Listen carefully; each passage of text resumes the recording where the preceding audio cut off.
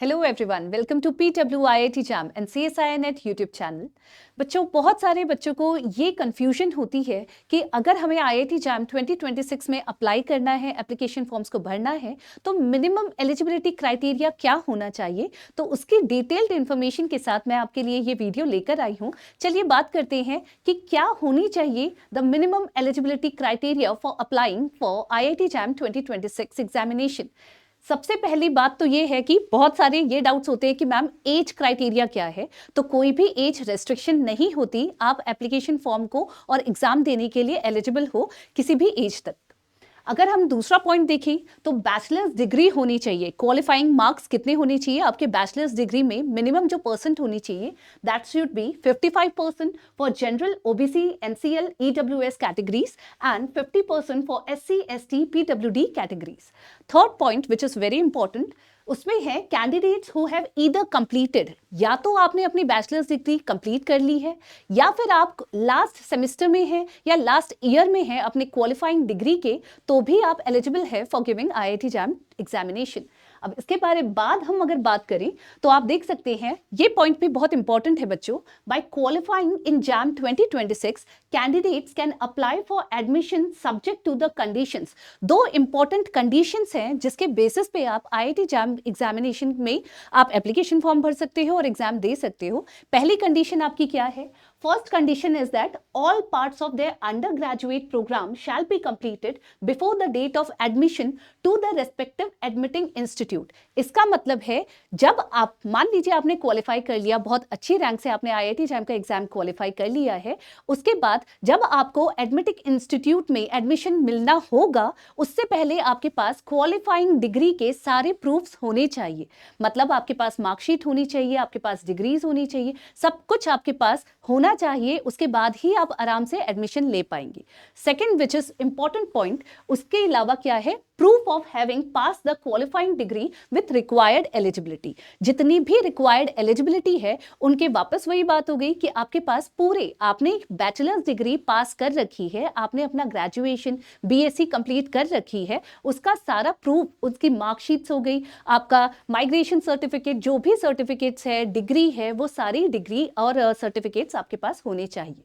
उसके बाद आगे हम बात करें, admission shall be given as per all India rank. मतलब आपको डिफरेंट IITs में एडमिशन जो मिलेगा that will be based on आपकी ऑल इंडिया रैंक कितनी आई है, उसके अलावा रिजर्वेशन पॉलिसी क्या है और कितनी सीट्स अवेलेबल हैं उस इंस्टीट्यूट में जहां पे आप एडमिशन लेना चाहते हैं।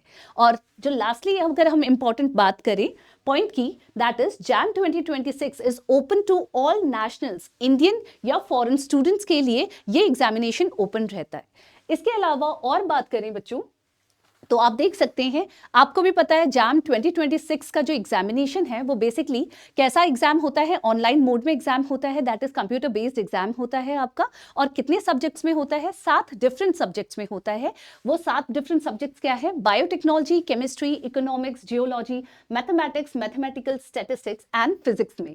अब लास्ट जो बहुत इंपॉर्टेंट पॉइंट है दैट इज, अगर आपको एडमिशन लेना है मास्टर डिग्री प्रोग्राम में तो ऑब्वियस है आपको एप्लीकेशन फॉर्म भी भरना पड़ेगा और एग्जाम भी देना पड़ेगा। एग्जाम देने के साथ साथ आपको अच्छी रैंक लानी पड़ेगी, तब आपको वेरियस IITs जो इंस्टीट्यूट्स हैं उनमें एडमिशन मिल पाएगा।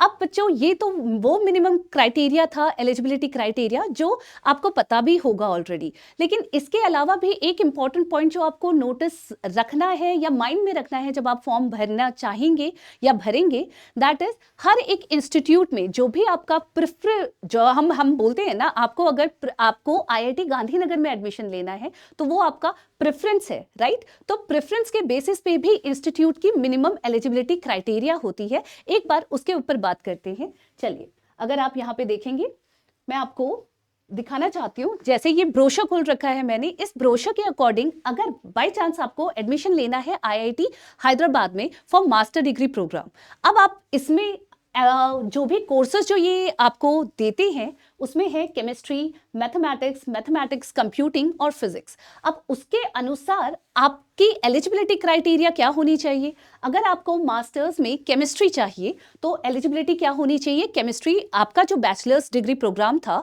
उसमें केमिस्ट्री होनी चाहिए 3 साल तक, या फिर हम देख सकते हैं 6 सेमेस्टर्स तक आपका केमिस्ट्री होना चाहिए एज अ सब्जेक्ट। फिर अगर आपको मैथमेटिक्स करनी है या मैथमेटिक्स कंप्यूटिंग करनी है मास्टर्स डिग्री में, मास्टर्स में, तो आप मैथमेटिक्स फॉर एटलीस्ट 2 इयर्स या 4 सेमेस्टर्स आपको होने चाहिए आपके बैचलर्स डिग्री प्रोग्राम में। Apart from that no restrictions for engineering degrees, engineering degrees में कोई ऐसा रेस्ट्रिक्शन नहीं है। अगर आपको एडमिशन लेना है फिजिक्स में, एमएससी फिजिक्स से करनी है आपको आईआईटी हैदराबाद से, तो आप नोटिस कर सकते हैं कि आप कोड तो पीएच भरेंगे, इसके अलावा आपकी जो मिनिमम एलिजिबिलिटी क्राइटेरिया होनी चाहिए दैट शुड बी बीएससी या बीएस डिग्री आपके पास होनी चाहिए, फिजिक्स होना चाहिए फॉर एटलीस्ट 2 इयर्स या 4 सेमेस्टर्स, एंड मैथमेटिक्स होनी चाहिए फॉर एटलीस्ट 1 ईयर या 2 सेमेस्टर्स।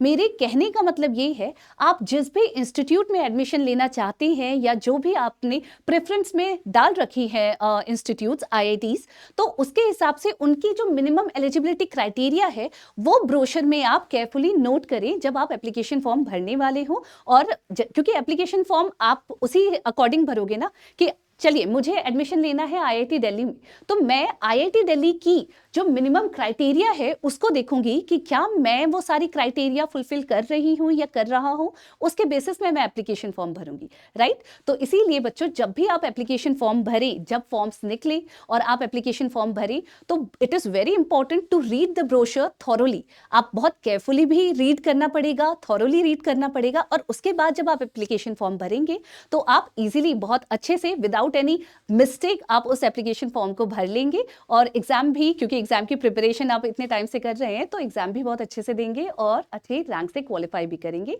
तो बच्चों, ये मेरी एक कोशिश थी कि मैं आपको एलिजिबिलिटी क्राइटेरिया एक्सप्लेन कर सकूं regarding IIT jam 2026। Thank you.